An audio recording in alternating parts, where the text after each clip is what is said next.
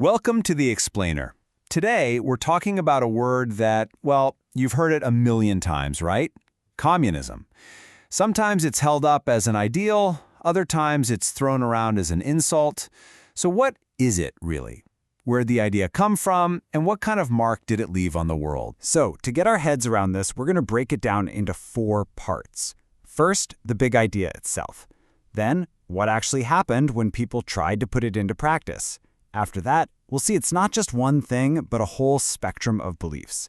And finally, we'll get into its really complicated and controversial legacy. All right, first things first. What was communism supposed to be, in theory? Forget for a second everything you know about countries or political parties. At its heart, it was just this philosophical idea, an economic blueprint for a totally different kind of society. Okay, so at its very core, the idea is about who owns the stuff that makes stuff. The factories, the tools, the farmland, what they call the means of production. The big idea? Everyone owns it together, in common.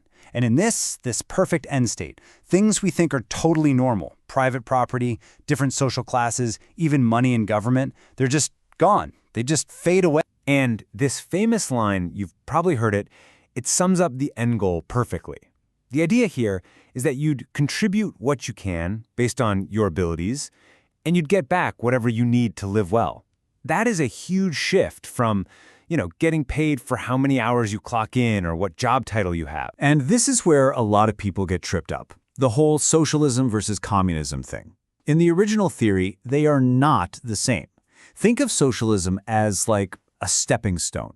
Society owns the means of production, sure, but people are still paid based on what they contribute. Communism, on the other hand, that's the final destination. The stateless society where everything, even what you consume, is shared based purely on need. So that's the theory.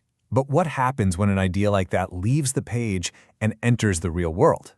Well, in the 20th century, this theory didn't just walk into the real world, it crashed right into the messy, often brutal reality of politics and power. After Marx and Engels put out their manifesto, the idea kind of sat there for decades, and then, boom! It exploded into practice. It starts with the Bolshevik Revolution in Russia, and after World War II, it just spreads like wildfire. At its peak, about a third of the entire planet lived under a government that called itself communist. And here's the rub. The gap between the idea and what actually happened, it was massive.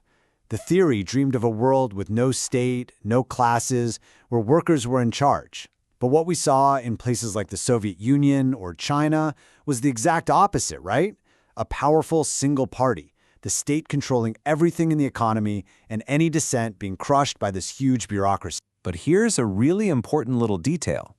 Those governments, they almost never said, we've achieved communism. Nope. They called themselves socialist states.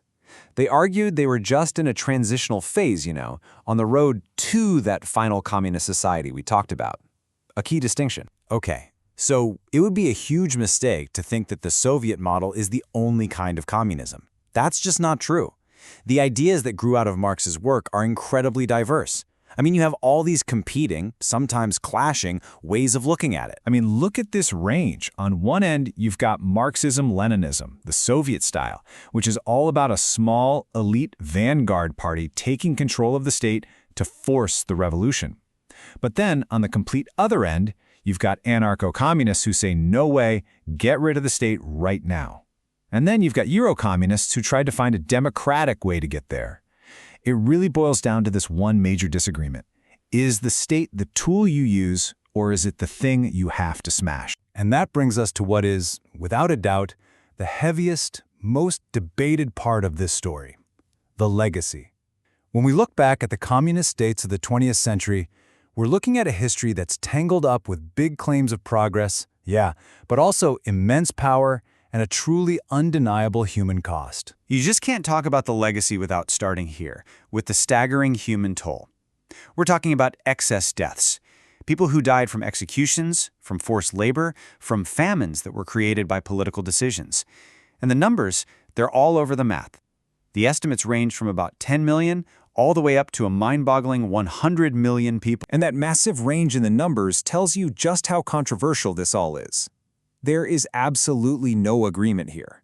Scholars are still in fierce debate over the real figures, what exactly caused them, and this is the big one, were these tragedies baked into the ideology itself? Was it inevitable? Or was it the fault of the specific dictators who seized power in its name? And if you look at how people feel today, the legacy is still really mixed. This poll from 2019 in former Eastern Bloc countries is fascinating. Yeah, a big majority says their standard of living is better now. But look at that, nearly a third of people say life is actually worse. That nostalgia, it's probably for the certainty, the social safety nets that, for all the repression, did exist. So it's a messy legacy, a complex web. On the one side, you have the clear failures, broken economies, brutal dictatorships, no freedom.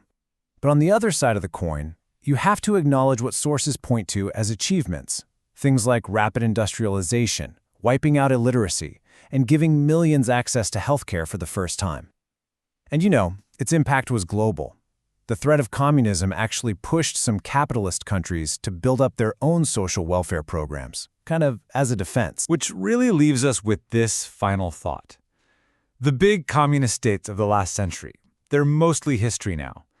But the problems they claimed they wanted to fix, things like massive inequality, the struggles between different classes, the way power gets concentrated in the hands of a few, have those problems actually gone away? Or are those questions more relevant than ever?